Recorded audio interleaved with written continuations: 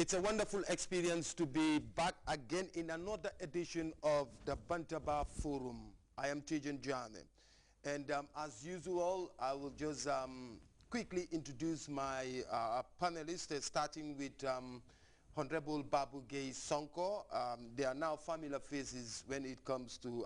the Bantaba Forum. Honorable Alhaji Sidinjai, I always left the Alhaji behind. And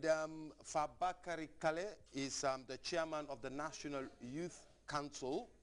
And I'll also like to acknowledge the presence of Mahmoudou Masjalo. He is the executive secretary of the National Sports Council. We have Marcel Mendy. Marcel is also the executive secretary of the National Youth Council. Landing Sane is the coordinator of NEDI. And Ababakar Sisaho, I hope that's correct, who is the program manager of the National Youth Council. And well, of course, to all our invitees here in the studio with us. Ladies and gentlemen, welcome to Bantaba. Thank you.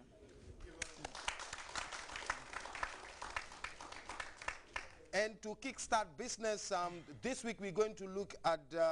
National Youth Conference and Festival. In a short form, they call it a NACONF. Most of, especially the young people, they just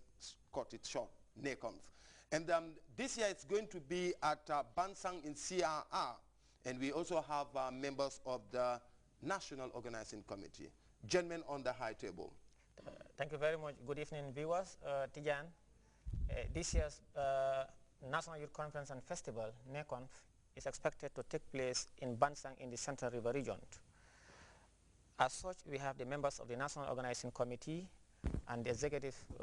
members of the National Youth Council, who are tasked the responsibility of organizing and coordinating the event. We must not lose the sight that the National Youth Council, National Conference and Festival emanated some few years ago, about a decade, and as a result of the creation of the National Youth Council by the current government, by an act of parliament. The objective and the reasons for the creation of the National Youth Council is to coordinate young people across the length and breadth of the country, for them to take charge of their responsibilities and to participate effectively in national development. Then the same Ministry of Youth and Sport and the National Youth Council and government saw the need for and the importance of bringing young people together,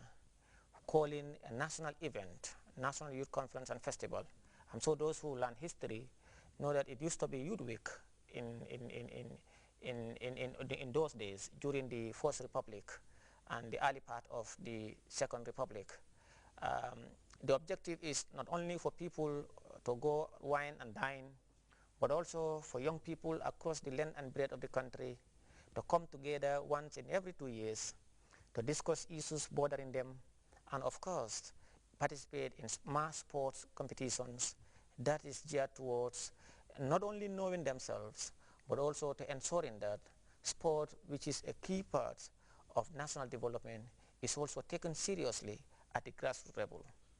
Government around the world, and we agree, development cannot be achieved or attained without the full participation of young people. If you want to save their destiny, if you want to know what their problems are,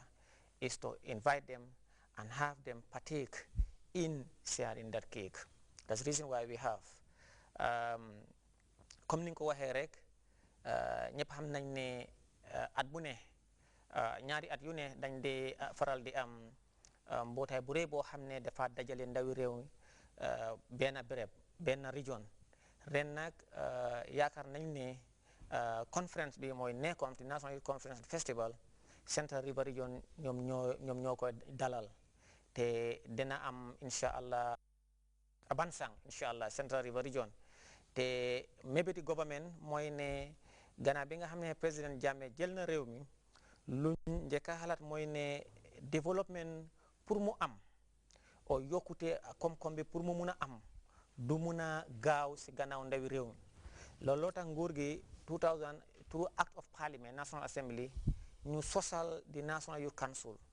mbootaay boo xam ne boobu mooy amee ba pare di gistu di doxal ndawi réew mi xam lan mooy seen teexa ak lan mooy seen mébét pour nguur gi suñoo waxtaan ak tamit pour ñu seet naka la ñoo jëmale kanam wàllum ndaw mi so booba tamit nguur gi tamit réalise ne am na solo lool pour ndawi tamit ñaari at yu ne ñu daje waxtaan xam lan lañ bugg a def si ñaari at yooyu noonu yan programme lañ bugg a pour nguur gi tamit defal ndawi réew mi so ñu koolee ko festival and National Youth Conference ak festival ba pare tamit dinañ am ay conferences waxtaan ba pare tamit dinañ fa am ay tàggat yaram so loolu moo waral jotaay bi tey te defe naa ne programme bi bu am solo la lool parce que président Jammeh dafa fulal ndawi réew mi président Jammeh dafa fulal jigéen ñi kon ndawi réew mi suñ amee programme bu mel nii bii bi nga xam ne boobu la ñoo discuss seen ëllëg kon am na solo lool pour national Bantaba ñu am leen pour ñu waxtaan ñu wax ñu fan lañ tollu lu tax nguur gi sos Youth Council ba pare lu tax tamit ñu war a dem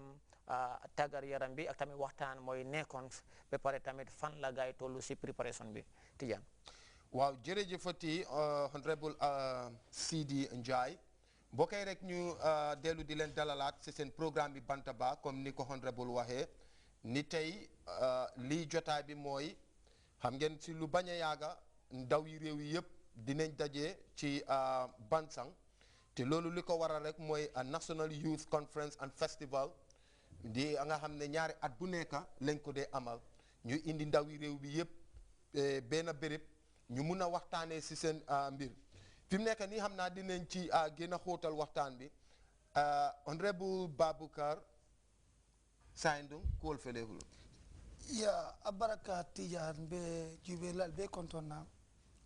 be na ñin lum tamba bu ñaariŋol fana bisibila la jambi national Bantaba comme honorable Sidi Njie ya fo ñamin mi amoy Bantaba bi famu Bantabalti bawo fondinkel la kafol le nata mul ñanta mara la fondinkel la ñantoni la ko jamala ñin lokun nalal mun binala so wo ko mala kama fo ñam bi nga mul soro ja wolom nekof organizing committee national conference and festival national youth conference and festival mul me mara ni wala bara wo be nata ñaadile bawo kablim president Jammeh man sakunda ta ala miral kendo koto anata kansulo londa faye mumbe mararing halamadi wala nyantola astumala funding ken e ka fay youth council ite fon fellon nim funding ken la mirolo mi la nyato talom ila yirwa ku la falom nyin council le be mararing wala oto wo mu follow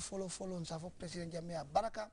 ala hakil ku nyima kan ka council londi mumbe mararing funding ken bankola history kono ngami ala masakunda folota wolto nimbodo oto coming honorable Sidi Njie fo nyam nyinantabe kala siara wala Central River Region avec la dula mun to wala Bansang bawo ninga Bansang fo nga ne kon fo nyinang se jayro ni tenturo mun di Minister of Youth and Sport la anala technical team ila nyanto mu fengo fenti ila kata ko mu fengo fenti ya kele kaje ko nyinang conference mo nyanta kala siara ay keje du ngay ka nyama oton se jayi wala mbe tentula bay nyinang ko mi anya fo nya honorable Sidi ya fo nya mulu ñanta organizing committee member sol national organizing committee member sol be siri bari se ñantol doli tan di doron bawo be ta loku nek kono mu yalon ko banko fondinkel bebe benna ibe sila ibe la hakilol fayla ñokan ibe kacala ibe ñolonna ibe interagla ibe banko la ñaruta kacala astumala fondinkel la fannala oto momu ye silo wala ko be sorondino fum jan sa famari ya baraka oto kamala ibika dang conference damato festival fana katara jele fonninke dolbe kering imam ado dollo nu ni tara nyin conference ni festival to kalon jele